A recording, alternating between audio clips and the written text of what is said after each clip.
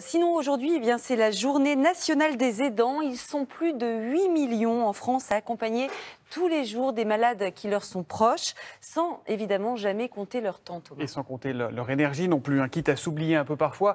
Nous sommes allés rencontrer des jeunes, des étudiants qui ont décidé d'aider les aidants pour leur permettre de souffler un peu. Ils en ont vraiment besoin. C'est un reportage de Perrine Bramy. À bientôt 94 ans, Anna ne peut quasiment plus se déplacer seule. Oui, tu vois, ça s'est arrêté de pleuvoir. Mais plutôt que la maison de retraite, elle préfère rester vivre chez elle. Parce qu'on fait ce qu'on veut. Et quand on a envie de sortir, on sort. Puis on peut voir n'importe qui. Alors sa fille, Marie-Christine, passe une grande partie de son temps à s'occuper d'elle, au prix de certains sacrifices. Je l'accompagne à tous ses rendez-vous, chez le médecin, pour tout... Chez l'opticien.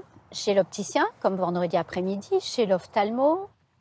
Dès qu'elle sort de chez elle, en fait, et qu'elle a besoin d'aller à l'extérieur, c'est moi qui l'accompagne. C'est vrai que je m'éloigne beaucoup moins, je pars moins en vacances, je pars plus à l'étranger. J'assume ce choix. Et puis je me mets à sa place. Je me dis que j'aimerais pas qu'on mette en maison de retraite sans mon accord. Comme 11 millions de Français, Marie-Christine est ce que l'on appelle une aidante. Un rôle pas assez reconnu pour les associations. Beaucoup d'aidants pensent qu'ils sont seuls. On ne parle pas d'eux ou très peu dans les films, dans les séries, à la télé, dans la vie de tous les jours, en entreprise. Donc ça participe à leur isolement, alors qu'en fait, ils sont 11 millions d'aidants en France, soit une personne sur 6. Pour l'aider dans sa tâche et s'occuper de sa mère pendant la nuit, Marie-Christine a trouvé une solution.